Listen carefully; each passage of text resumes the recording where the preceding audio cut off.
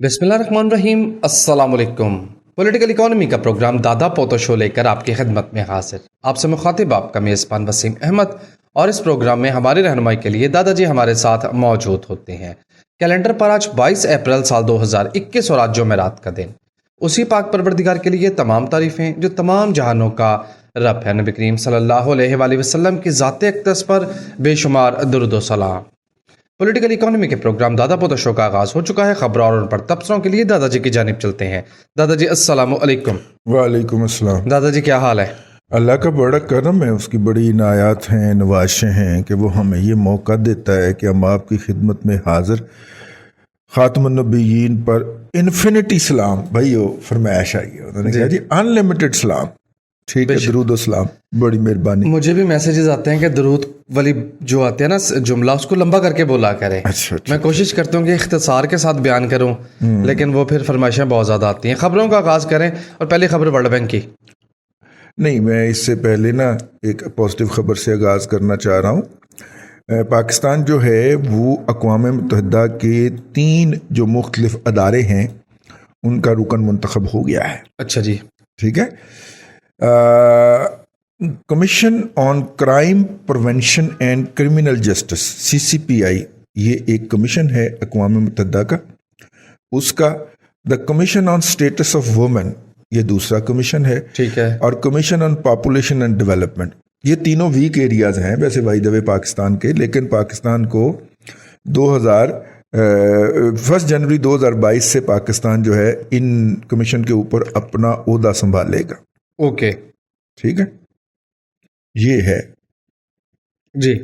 अब होगा क्या इसमें, बुरी बात इसमें क्या है, इसमें कोई ना कोई रिटायरमेंट के पास जो ब्यूरोक्रेट होगा खचरा किस्म का, उसने अपने आप को नॉमिनेट करवा लेना।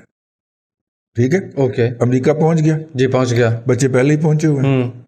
ठीक है, और आजकल आपको पता है सीजन है कि हर इस तरह के ओहदे के ऊपर जो होते हैं वो वर्दी वाले आते हैं। गोली पड़ जाएगी, सारा हमको पड़ गई ना यार, अब सार साहब हमारे जिगर हैं, दोस्त हैं, बच जो। यानी गोली पड़ने से तकरीबन 96 घंटे पहले उन्होंने मेरे साथ कोई कम से कम पौना घंटा 38 मिनट मबलग, ठीक है, और दरमियान में एक दफ़ा कॉल टूटी भी है, तो दोनों को मिला लें तो कुछ घंटे से बात आगे गुजर जाती है। आखिरी कॉल 38 मिनट की थी जो कि टूटने के बाद दोबारा हुई थी। तो उन्होंने मेरा हाल चाल पूछा, मेरे पेट के टांकों का पूछा है, तबीयत पूछते रहे, जुगते कराते रहे, बड़े जुगत बात है। ठीक है, उसके बाद फिर गोली मार देती है, चिरागों में रोशनी ना रही। मेरा मतलब है को हद होती है यार, है। और लेकिन वार्निंग शॉट है, क्योंकि देखे ना इस तरफ मारी और पिछली तरफ से इतना बड़ा खप्पा बना के निकल गई वो गोली। ठीक है, गोली जब एंटर होती है बॉडी के अंदर तो वो इतनी सी जगह ही होती है, असल देखना होता है निकली कहाँ से, क्योंकि उसने अंदर जाके तबाही फेरनी होती है। तो बाहर से इतना बड़ा वो, कुछ लोग उसका भी मजाक उड़ा रहे थे, क्या बीमार मुआशरा यार है। वो तो बहुत ही ज़हनी तौर पे बीमार मुआशरा है, लेकिन ये ज़हनी तौर पे बीमार मुआशरा किसने तख्लीक दिया है? इसके लिए आप 2012 के अंदर जो 13 रुकनी स्ट्रेटजी पास की थी कुछ लोगों ने, और जिसका इजहार भाई तलत हुसैन साहब ने किया, हम तो नहीं करते, उसका बेनकाब किया है, उनका वीलाग जो मंडे वाला है वो सुना जाए, तो उससे वाज़ेह हो जाता है कि किन्होंने ये मुआशरे के अंदर बीमारी फैलाई है।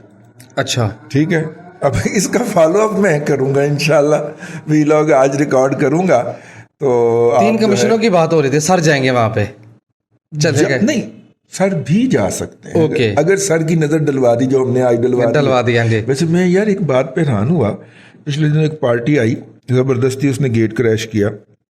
ठीक है, तो बच्चे सारे सहमे हुए थे खातून खाना भी सहमी हुई थी, लेकिन खैर वो आ गए साहब, उनसे गपशप हुई, इफ्तारी हमने उनको पेश की जितनी कि वो हमारी औकात है।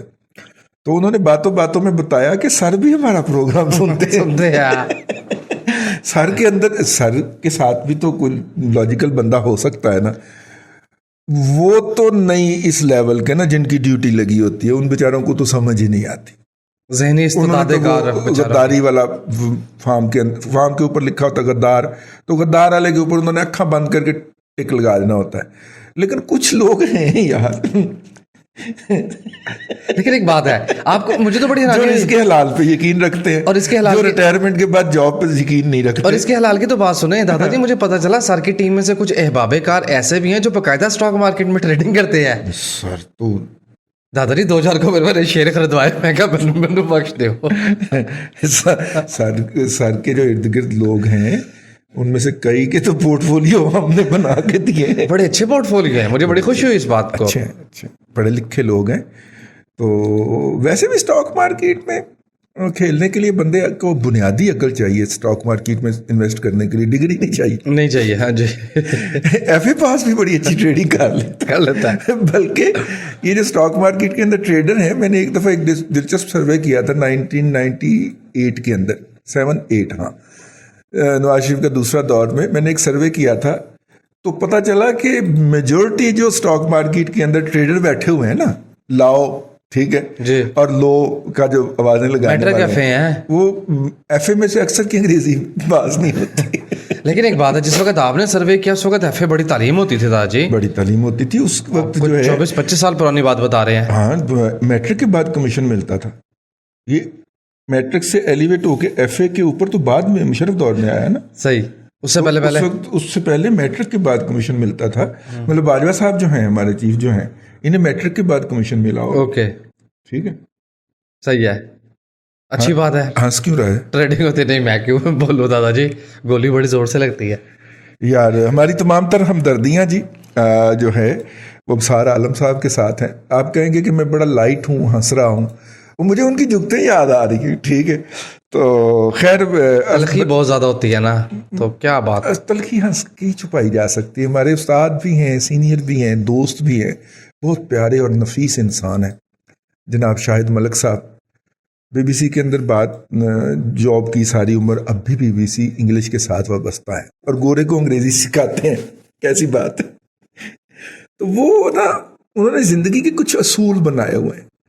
और वो जब आज से 30 साल पहले मुझे ये कहते थे ना कि ज़िंदगी में ये असूल बना लो, तो मैं कहता था यार ये मतलब नहीं, ज़िंदगी तो जद्दोजहद का नाम है। ठीक है, अब मैं उस लेवल पे पहुंचा हूं तो मैं कहता हूं वो दुरुस्त कहते हैं।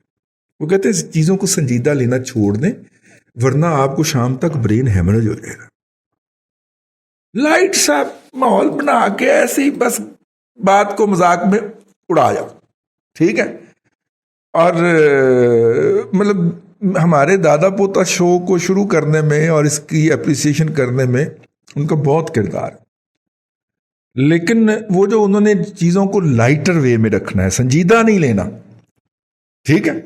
जान बहुत कीमती है, आप मौजूद रहेंगे मोर्चे पे तो मोर्चा बचेगा। तो अपने आप को मौजूद रखने के लिए, और ये मैं आपको भी यही अर्ज करूंगा कि अपने ऊपर ना एक जाली किस्म की जो है वो लाइटर वीन जो है, हंसी मजाक जो है वो तारी कर लें, इतना संजीदा होने की संजीदा ना हो, ठीक है। क्योंकि हमारे मुआशरे के अंदर हकायक और चीज़ें इतनी तलख हैं कि अगर आप उन चीज़ों को संजीदा ले लेंगे तो फड़क जाएंगे। हमारे बहुत सारे सहाफ़ी जो हैं, दोस्त जिन्होंने आज से 25-30 साल पहले हमारे साथ सफ़र का आगाज़ किया था और सहाफ़त पे डटे रहे, हमारी तरह बेवकूफ़ थे, वो उन्हें 50 के बाद 52 देखना नसीब नहीं हुआ। Brain haemorrhage, brain haemorrhage, brain haemorrhage, ठीक है। चीज़ें इतनी ज़्यादा आती हैं। वैसे भी सहाफ़त जो है वो डिप्रेशन, सबसे कम लाइफ एक्सपेक्टेंसी डेवलप्ड वर्ल्ड के अंदर सहाफ़त की है। इसीलिए डेवलप वर्ल्ड के अंदर आप देखेंगे कि जितने भी सहाफ़ी होते हैं वो हद 40 साल तक सहाफ़त करते हैं। 40 नहीं तो 45 में रिटायरमेंट लेके कोई किताब लिखने लग जाता है, कोई कहीं पे कंसल्टेंट बन जाता है, कोई कहीं पे पढ़ाना शुरू कर देता है, कोई कुछ कर देता है। मतलब 50 वो सहाफ़त के शोबे में नहीं देखते। हाँ, सहाफ़त के शोबे में वो देखते हैं, ठीक है, क्रिस्टीना एमनपोर्ट की तरह हफ्ते का एक प्रोग्राम या 2 प्रोग्राम और 1 घंटे के बस। प्रोग्राम से 10 मिनट पहले आऊंगी, प्रोग्राम करूंगी, tata bye bye. Tim Sebastian की तरह, ठीक है। एक प्रोग्राम हफ्ते का या 2 प्रोग्राम प्रोग्राम से आधा घंटा पहले आऊँगा, प्रोग्राम करके 5 मिनट के बाद गाड़ी में आऊँगा। इस तरह की तो सहाफत रखी जा सकती यानी है। मेरी तरह आए बस प्रोग्राम किया और चले गए, ठीक है, मुझे भी शामिल करें ना उनमें। मैं जो जिस तरह की सहाफत कर रहा हूँ और कुछ नहीं मिलता उस सहाफत से, वो तो बेकार काम है, वो दादाजी बेकार टाइम काम, ज्यादा कंज्यूम कर रहे हैं। लेबर है ज्यादातर। लेकिन इस लेबर में भी जब आपको मिल भी कुछ ना रहा हो, नहीं मिल रहा है, गालियां नहीं मिल रही। आहो गालियां मिल रही हैं, ऊपर से आप पे इल्जाम लग रहा हो लिफाफे का, ठीक है, तो दिन रात, हालांकि हमने सारी जिंदगी एक ही काम किया है और वो है रिज़्क़ हलाल, तो उसके ऊपर भी अगर कीचड़ उछाला जा रहा हो। लेकिन अब मुझे पहले भी पता था, लेकिन अब भी पता है कि ये कौन है ज़हनी मरीज़ जो हैं, जो इस तरह की बातें करते हैं। ये एक जो वायरस फैलाया गया है, ये बड़ी साजिश के साथ फैलाया गया, और ये बाहर से नहीं फैलाया गया, कहीं से बाहर से नहीं आया, अंदर से ही है, अंदर से है।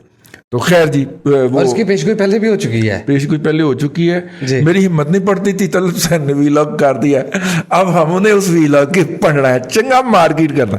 लो जनाब, अब आ जाए, अब मौलवी दुखी नहीं लग गया कुछ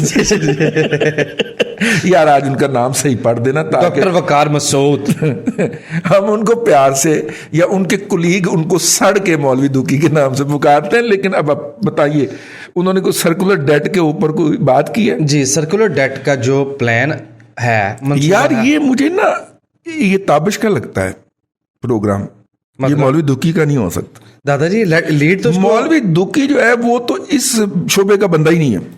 लीड कर रहा था शौकत तरीन, हाँ ठीक है, हाँ, उसके अलावा जो है यहाँ पे पावर के ऑफिशियल्स बैठे हुए थे। ताबिश भी होगा। अच्छा जी, बुश, हमाद अजहर बैठा हुआ था उसमें। हाँ जी, ठीक है, उसके बाद ताबिश गौहर ये ताबिश ने ड्राफ्टिंग की है इसकी सारी, ये प्लानिंग उसकी है। और आपको पता है वो के इलेक्ट्रिक का क्या बेड़ा गर्क करके गया है। अब नहीं सुन ले जरा बात, ठीक है, हाँ जी। जो क्रक्स है बात का वो ये कहते हैं कि plan includes rationalisation of taxes, tax को हम रैशनलाइज करेंगे। यार ये बड़ा पुराना प्लान है। अच्छा, ये हम दादा पोता शो में बड़ी पहले डिस्कस कर चुके हैं, 4-5 साल में। फिर सीधी बात में सीधी बात ये है जी कि पुराने IPPs जितने हैं उनको फोर्स डी मेजोर एक क्लॉज होती है, उसके तहत टेक ओवर कर लिया जाए, और टेक ओवर करके उनको कर दिया जाए बंद। तो लिहाजा वो जो कैपेसिटी चार्जेस पड़ते हैं वो पड़ना हो जाए बंद। ये प्लान था 2018 में, ये ना पड़ जाते जब इसाक डार की टांगों को ना पड़ जाते, तो ये प्लान था। इसीलिए उस फोर्स डी मेजोर, इसी क्लॉ के तहत पाकिस्तान टेक ओवर हुआ है वर्ड के बात कर दिया फोर्स डी मेजोर क्लॉज के तहत उनको टेक ओवर कर ले और उनको बंद कर जी, बंद पाकिस्तान में बंद, सीपैक बंद, सीपैक बंद, सब कुछ बंद। और नंबर 1 उससे आपको कैपेसिटी चार्जेस में रिलीफ मिलेगा, ठीक है। नंबर 2 बिजली की कीमत जो है वो और बढ़ा दें जी, ठीक है। इसके ऊपर पिछली हुकूमत जो थी डार साहब की, इसलिए आपको पता है डार को 1 साल पहले इसीलिए भगाया था, वरना वो 2018 में ये काम करने लगा था, उसने कर जाना था, मतलब 2017 के अंदर उनको भगा दिया ना, तो उसने उस अरसे में ये काम कर लेना था, पुराने IPPs टेक ओवर कर लेने थे, और उनको बुक्स के मुताबिक जितना भी उनका उस वक्त उसकी कीमत होती वो अदा कर दी जाती। अच्छा आइडिया था जी। अब उसी को ही ना ये पुरानी फाइल खोल के ना ताबिश गौहर ने तो ऊपर नीचे करके तो मौलवी दुखी के हाथ में पकड़ाई है कि आगे पेश कर, ठीक है। सारी नैले ने पुरानियां फाइल चुक के अपना नाम ला के वेखो यार। खैर चले जी, ये ₹5 36 पैसे जितना टैरिफ बढ़ गया, उसके अलावा मजीद बढ़ाया जाएगा। इतना आपको पता है, ये जो ओरिजिनल था वो ₹5.80 था। जो इतनी मुझे रियायत दी है, मैं स्टेट बैंक में अकाउंट अप्लाई कर दूं? नहीं, कौम को चाहिए कि इसके ऊपर शुक्रिया अदा करें इस गवर्नमेंट का, क्योंकि वो जो 2600-2700 अरब रुपया सर्कुलर डेट इकट्ठा हो गया, हर महीने 40 से 50 अरब रुपया सर्कुलर डेट जुड़ रहा है, जमा हो रहा है। हुकूमत जो है जिस तरह बाकी शोबों के ऊपर बैड गवर्नेंस कर रही है, यहाँ पे भी बैड गवर्नेंस करती पाई जा रही है। अगली खबर जी, यार लोग कहते हैं खबरें कम होती हैं, आप तब से ज्यादा करते हैं, तो खबरें ज्यादा पढ़ा करें। अच्छा जी, मार्च में पावर सेक्टर में हाईएस्ट FDI यानी गैर मुल्की बैरूनी सरमायाकारी आई है, जो कि $138.9 मिलियन रही मार्च में पावर सेक्टर में। $138 मिलियन, बड़ी सरमाया, $13.80 आए दादाजी, बड़े पैसे आए। अंधाधुंध दौड़ दूस कर्जे जो हुकूमत ले रही थी, उसमें पिछले हफ्ते पहली मरतबा 162 बिलियन रुपीस का ड्रॉप आया है। यानी कि 162 अरब रुपए की कमी वाकया हुई है। तो किन्ने को लै रहे उन्होंने जी 6000 अरब रुपया इन्होंने 5000 अरब रुपया 4950 टू बी एग्जैक्ट। जी ठीक है 5000 ही समझ लो। 5000 अरब रुपया सरकार ने जून तक पूरा करना है और कर्जा लेना है नया, और उसमें जो है वो अल्लाह आपका भला करे जो है क्या उसको कहते हैं ये बेसिकली ये जो शॉर्ट टर्म लोन उठाती है ना ओपन मार्केट ऑपरेशन से स्टेट बैंक के जरिए, ये उनकी अदायगियाँ हैं। जी ठीक है वो उनकी अदायगियाँ होंगी, उनका सूद होगा, वो अदा करके तो वो कर्जा जो है ये कर्जा हम अगले 6 महीने या साल या 2 साल के बाद अदा कर देंगे। 10 साल के भी लिए हैं इन्होंने, तो वो 10 साल के बाद अदा कर देंगे, लेकिन उसको हम ऐसे रोल ओवर करते जाते हैं। अच्छा ए महीना जरा ना इधरों उधार फड़ लिया, अच्छा ਇਹਦਾ उधार देना वो इधरों फड़ के दे दिता, अच्छा ਉਹਨੂੰ उधार देना वो उधरों फड़ के दे दिता। ठीक है तो ਇਹਦਾ उधार किन्ने वापस करना वो ਇਹਨੂੰ ਇਹਦੇ ਕੋਲ वापस 6 महीने बाद फड़ लिया, 2 साल बाद फिर ਇਹਦੇ ਕੋਲ वापस ला। इस तरह सरकार टोपियाँ घुमा रही होती हैं, और आपको पता है कि टोपी तो घुमाना सरकार पे खत्म है ना जी। जी और नंबर्स में पढ़ता चलूँ 9 अप्रैल को ख़त्म होने वाले हफ्ते तक सरकार ने 438.22 अरब रुपए कर्जा लिया, जबकि उससे पिछले हफ्ते में ये 600.31 अरब रुपए था। हाँ पिछले नहीं स्वाद नहीं गए, याद आ स्वाद तो हम पिछले साल नहीं गए थे। हाँ, इस साल तो हम गिलगित नहीं गए, इस दफा हम गिलगित नहीं गए। अंधाधुंध दादाजी कर्जे। ठीक है जी ठीक है जी। अच्छा जी एक्सपोर्ट जो है केमिकल और फार्मा प्रोडक्ट्स की वो 97.6% बढ़ गई मंथ ऑन मंथ मार्च में। अब जाहिर है मार्च के डाटा आ रहे हैं। देखिए हम फिर वर्ल्ड बैंक के ऊपर टक्करे मार रहे हैं, और वर्ल्ड बैंक ने हमारे मुख्तलिफ प्रोजेक्ट्स के ऊपर एतराज़ लगा के हमें वो प्रोजेक्ट्स वापस कर दिए। हमने कहा जी टाइम दो, हम अपने प्रोजेक्ट्स को इम्प्रूव कर लेते हैं। ये वही वर्ल्ड बैंक है जिसके बारे में कहा जाता है कि वहाँ पे जो इंतज़ामिया है वो कोई पाकिस्तान हॉस्टाइल इंतज़ामिया है टुवर्ड्स पाकिस्तान। पाकिस्तान जो भी प्रोजेक्ट लेके जाता है वो उस पर एतराज़ उठा देते हैं। हम डेमो के प्रोजेक्ट लेके गए, उन्होंने एतराज़ उठा दिया, हमारे प्रोजेक्ट्स कई डिले हो गए। इसका हल क्या था? इसका हल ये है, था नहीं है अब भी, कि हम इसका कोई अल्टरनेटिव तलाश करें। अल्टरनेटिव जो है वो चाइना ने हमें दिया था। चाइना हमें अच्छा नहीं लगता क्योंकि हमने अमेरिका के अंदर जायदादें बनाई हुई हैं, बच्चे वहाँ पे जमा करवाए हुए हैं, तो नतीजे के तौर पे जो है वो ठीक है चाइना हमें अच्छा नहीं लगता। सीपैक हमने इसलिए बंद कर दिया कि अमेरिका के हम करीब हों, अमेरिका के करीब हों जुतियाँ मारियाँ ने। यार वो एक ख़बर आई थी उस पर मैंने वीलॉग में जिक्र कर दिया था, लेकिन अब दोबारा कर देता हूँ। जिस वक्त ये प्रोग्राम रिकॉर्ड हो रहा है उससे 72 घंटे पहले अमेरिका के सदर बाइडन ने एक ऑर्डर साइन किया, और उस ऑर्डर के तहत 23 अफराद और कंपनियों के ऊपर पाबंदी लगाई गई है कि उन्होंने डेटा के ज़रिए अमेरिका के जो इलेक्शन थे उनमें मुदाखलत की थी। ठीक है अच्छा ये मुदाखलत जो थी ये अमेरिका की जो खुफिया एजेंसियां थी उन्होंने डिटेक्ट की थी, और उन्होंने ट्रंप को बताया था। ट्रंप ने मानने से इनकार कर दिया था। ज़ाहिर है वो खुद मुजरिम साबित होता था, उसमें खुद बेनिफिशियरी था। उसने कहा कोई ऐसी मुदाखलत नहीं हुई, लेकिन उनकी होमलैंड सिक्योरिटी CIA वगैरह सारे ये डाटा लेके बैठे रहे, और अब बाइडन ने आते ही उस डाटे के ऊपर अमल दरामद शुरू कर दी। ये रशियन कंपनियां हैं जिनके ऊपर कहा गया कि इन्होंने मुख्तलिफ सोशल मीडिया IDs और वेबसाइट्स बना के और उनके और अकाउंट्स बना के उनके ज़रिए जाली ट्रेंड जो बने उनमें अपना हिस्सा डाला। ये जो 32 मैंने 23 कहा कि 32 कहा? आपने 23 कहा है। मेरा ख्याल 32 अफराद।